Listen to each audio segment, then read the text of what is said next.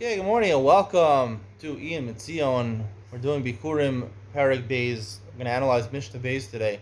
Mishnah Bays lists certain stringencies which are shared by Meiser, Shani, and Bikurim and don't apply to Truma. One of the stringencies mentioned in the Mishnah is that even though normally Truma is Batal Echad B'Meya, Bikurim and Meiser Shani are not Batal. Even Be'elef, even a Kol Shu Asers, they're mixed with Chulin, as long as you're in Yerushalayim, because Meiser Sheni and Bikurim have to be eaten in Yerushalayim. So you don't have to rely on Bittel because you can eat it in Yerushalayim. It's called a Darash Yesh Matirin, right? There's only Bittel applies when something the Isser, the mixture, precludes you from eating it.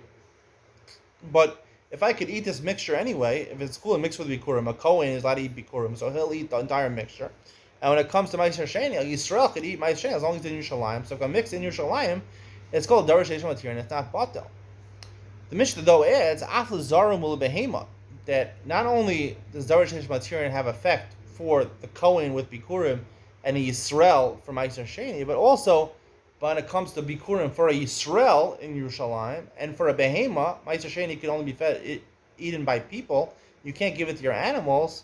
So even if you want to use it for fodder for your animals, in which case it wouldn't be Darash Yesh Matirin because you want to feed your animals. It's not mutter to give to your animals. Ma'aser Sheni should be batel, right? Ma'aser Sheni is batel berov, right? There's no din of, it's not like truma, and bikurim should be batel like truma, 1 in 100 as we learned. Nonetheless, it's not batel. Rishon argues on this point, but according to the Tanakh, we paskin like just like Darash Yesh Matirin works for people that really there's the Yesh Matirin, it also precludes it from being batel for cases where there's ain't no matirin, for zarim and behema. Now it's hard to understand why this should be. So there's a famous machlokes. I learned this, one of the first things I learned when I was 18 years old, when I was getting into learning. My rabbi, Rabbi Yaakov Koningsberg, we learned about this concept of Rosh Matirin. We learned Maseches Beitza. Actually, I was 19 when I learned the Maseches Beitza. He talked about what the source of Darash Yesh Matirin is, that it talks about in the Gemara in Beitza, on Daf Gimel and Beitza, Dal and Aleph, Darash Yesh Matirin, I feel about Aleph lo batil. If it's matir, if it's going to be mutter, and like muksa on Shabbos or something like that, it's not batal, feel about elef, the Gemara says, on Daf Gimel and Beitza, because you wait till tomorrow, it's not Shabbos anymore, it's not muksa, you could eat it. Like talking about Beitza Shnol Levi Yom Tov, maybe it's muksa, it's not a problem if it's muksa, you wait till tomorrow, Darash Yesh Matir. And Rashi there says in Daf Daled, in Maseches Beitza, Ach Tochleno B'Isser, Tochleno B'Heter. Right, instead of eating it with Isser, you have an opportunity to eat it B'Heter, wait till tomorrow, it's not muksa, you can eat it B'Heter.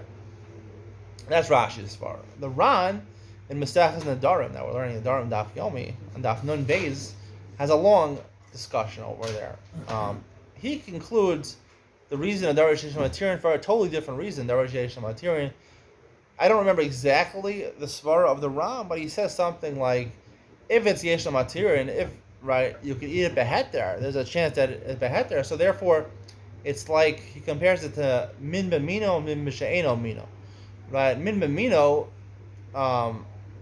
generally we assume min b'she'eno mino.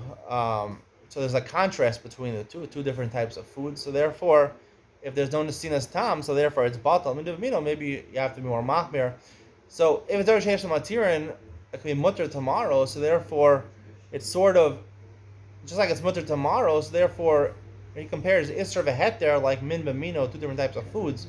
So therefore, Darash Yesh Matirin, even though today it's aser, but since tomorrow it's mutter, it's already mutter today, so you're mixing mutter b'mutter. That's the way the Ran explains it. You're mixing mutter b'mutter, because tomorrow it's going to be mutter. So therefore, it's min b'mino, and min b'mino is not batal, I'll feel b'elef maybe in some cases.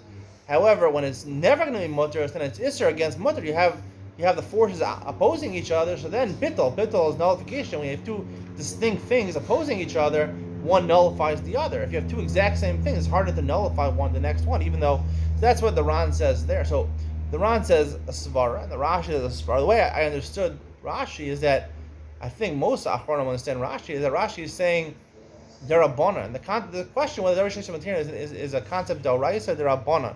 Right? Do we say really it's batal barov? But Darash Yesh Matirin tells me derabbanan, don't let it be batal. That's the way they like to explain Rashi's shita. It's a gzera derabbanan. The Ran saying something more, more logical maybe, that the Torah considered it to be that it's already considered mutter already because tomorrow it's going to be mutter. So therefore, It's actually on the level of Daraisa, Mino Mino, Mishaino Mino.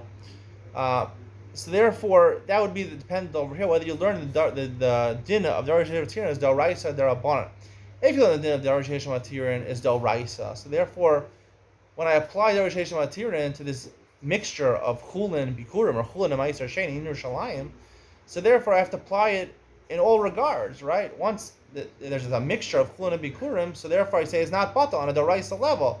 So I can't say for specific groups it's called Matirin, and for specific groups it's Elo Matirin, because we have to look at it as one unit, because it's Din Daraisa. Everyone comes to, if you just say it's Din Darabbanan, then I could dissect it and say, okay, when it comes to the Kohanim eating Bikur and the Yisraelim eating Meiser Sheni, so then for them it's Daraisa Matirin, it's not Bata. But if I want to feed it to my animal, Meiser Sheni, I want to feed Bikurim to a Zar, to Yisrael, so then for them it's Davar Sheish no Matirin. Davar Sheish no Matirin. There's no Matirin, right? I'll never be mutter Bikurim for a Zar or Meiser Sheni for an animal. So therefore I would apply Bittul, so then I can dissect it and say, for half of the din midrabanan we do apply davar shein matir, and it's not bata. The other half we say it's davar sheish no matir. For half we say davar sheish matir, and it's not bata. And davar shein no matir, right? There's no matir, so therefore it will be bata. So if it's drabanan, you can compartmentalize. You can apply different halachos to different cases. However, if you say it's daraisa, really once it's daraisa and you're applying daraisa, you can't split logic into different cases of people. That's the way I like to explain the machlokas. Hope you enjoyed. See you in the next one.